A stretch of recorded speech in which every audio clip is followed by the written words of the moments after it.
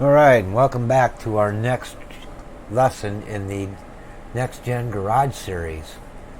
Today we're going to be working with brakes, so we're going to actually be covering 3 different settings in this particular lesson.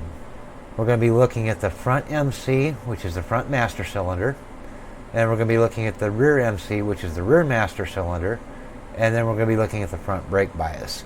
These actually all work together, so that's why I'm covering all 3 at once. So basically, your master cylinders convert the foot pedal force into hydraulic line pressure. Larger front master cylinders reduce the brake line pressure and move the brake balance rearwards. Smaller front master cylinders increase the brake line pressure and move the brake balance forward.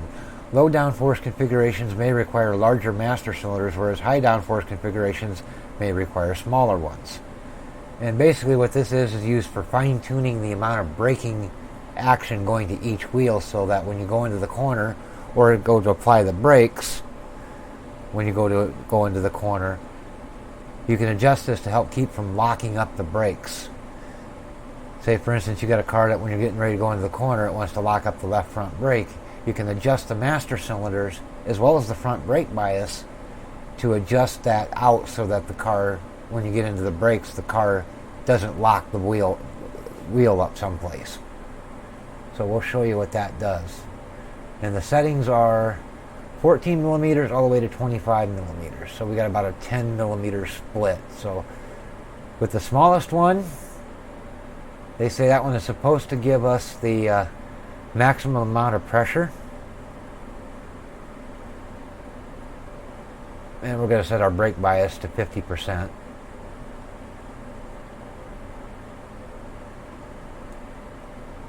Maybe. There we go. So we've got the front master cylinder set as much as we can, as small as we can get it. So we should have maximum brake pressure going to that wheel. So let's take her out and show you what I'm talking about here.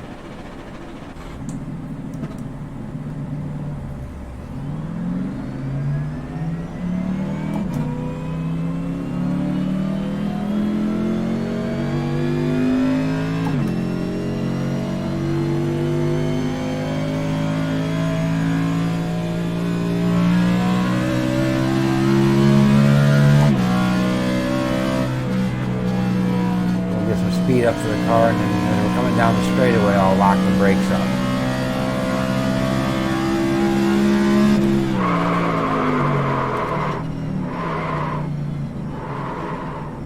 So I'm just barely getting on the brakes, so that was kind of an example there. That's with maximum front brake, or the master cylinder set to maximum. So if you watch, you should be able to see my front brakes lock up.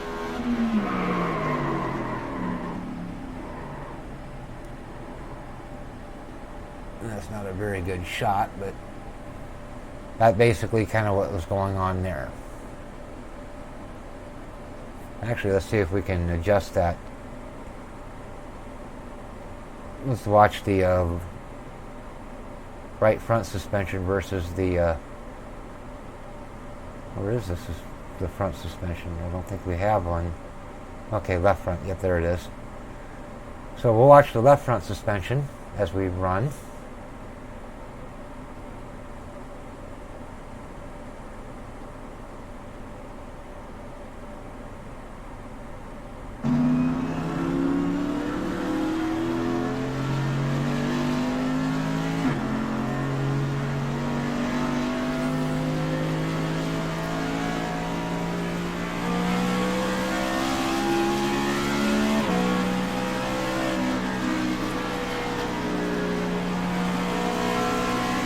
This will be our left front wheel.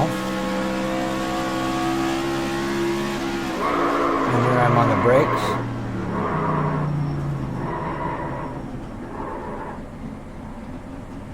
And then we're going to look at the left rear suspension in the same scenario. So let's back her up. And keep going. Notice that wheel doesn't lock up, that's still turning. So all of our braking is pretty much coming on the front wheels. So we're going to go ahead and go back to the garage. And this time we're going to set the front master cylinder to its maximum, and we're going to put the rear master cylinders to its minimum. We'll call that done. We're going to go back to our thing here, so go back to our TV1.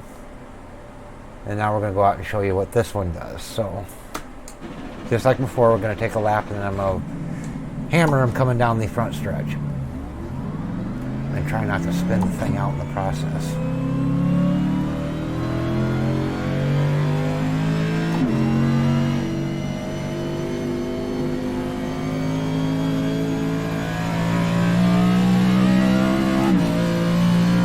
So this is the smallest rear master cylinder and the largest front master cylinder.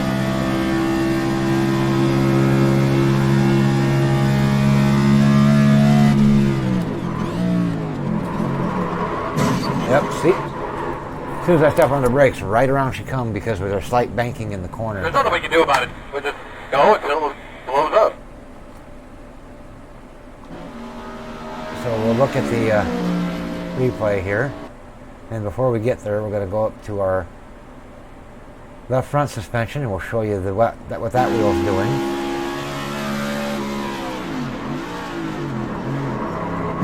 And notice it stays and notice it stays turning. So we'll back up. Pause. And now we're going to go to our rear suspension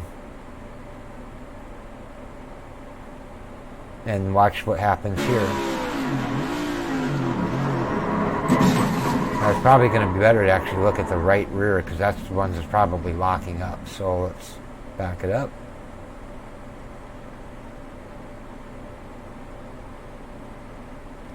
Oh, we didn't need to go that far.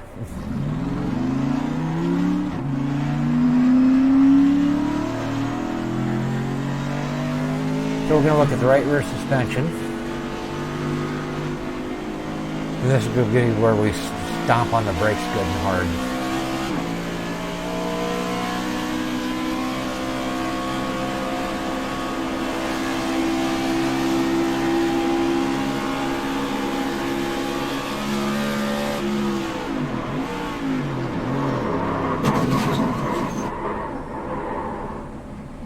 Alright, I didn't actually lock them up, but it was enough to throw me into a spin. So basically, the rears were on the verge of locking up. So basically, that's kind of how that works. So, going back into the garage, our master cylinders, the front master cylinder, the smaller the master cylinder, the more front brake pressure you have. The larger the front master cylinder, the less front brake you have. Same with the rear. The smaller the rear master cylinder, the more rear brake force you have. And the larger the rear master cylinder, the less brake you have. So we're going to put these both at 20. Or we're going to put these both at let's say 18. So they're both the same. And now we're going to play with brake bias. So we're going to go down as low as we can on the front brake bias, which is 44.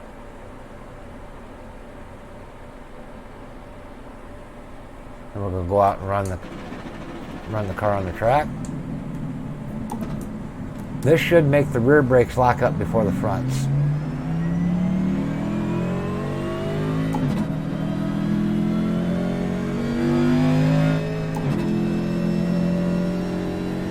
Which might throw us into the wall again.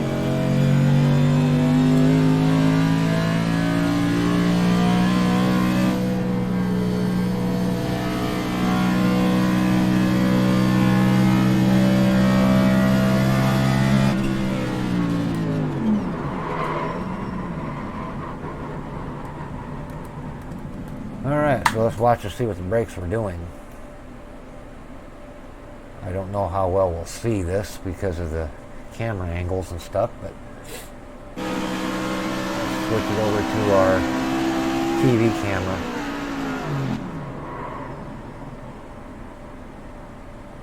Back her up here.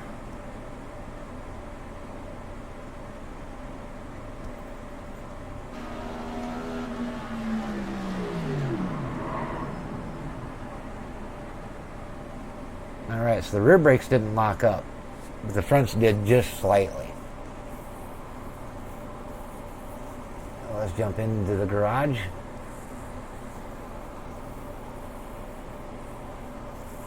And I had to actually put quite a bit of brake pressure in it to get the fronts to lock up. Now if I went with a smaller front master cylinder, or larger front master cylinder rather, and the smaller rear master cylinder with the 44% braking or 44% front brake bias, we should definitely get the rears to lock up now.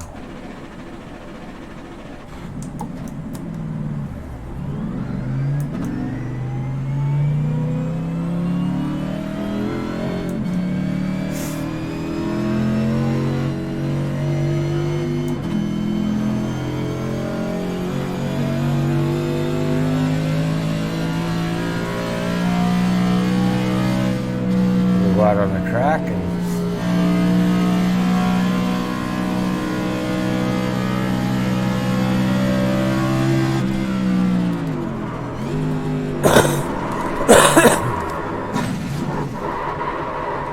with that setting, yeah, she's as soon as you touch the brake, she's spinning out on the straightaway. Let's see if we can see that happen here.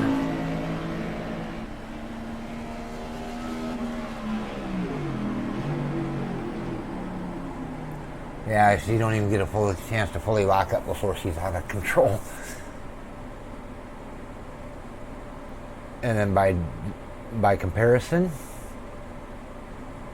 we'll put these back to 18.8 and 18.8, and we'll set the front brake bias all the way up.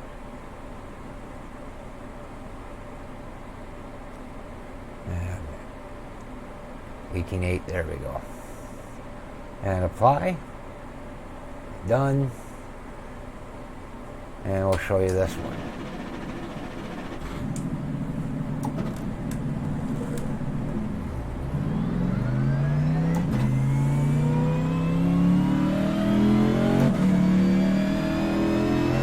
This one should lock the fronts up before the rears. So the car should just plow straight ahead.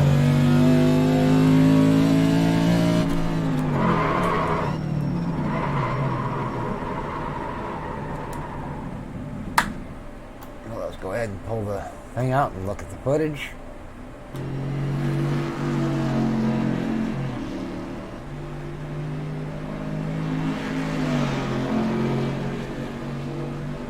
Of course, we're not going to get a very good look at it from here.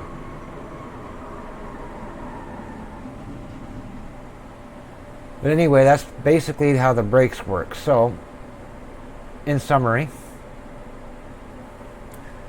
our front master cylinder controls the amount of brake pressure against the front brakes.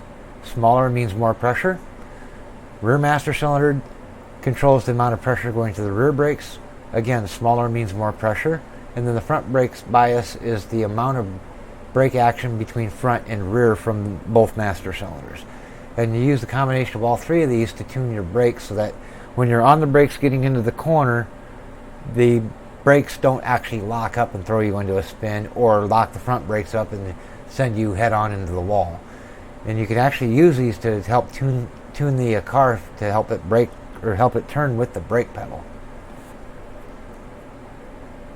You know, if you get it set up right, you can actually use the brake pedal to help get the car to start to turn into the corner, particularly if the car is starting to get tight in the middle of a run or toward the end of a run. Anyway, that concludes this particular lesson, and we'll see you in the next one.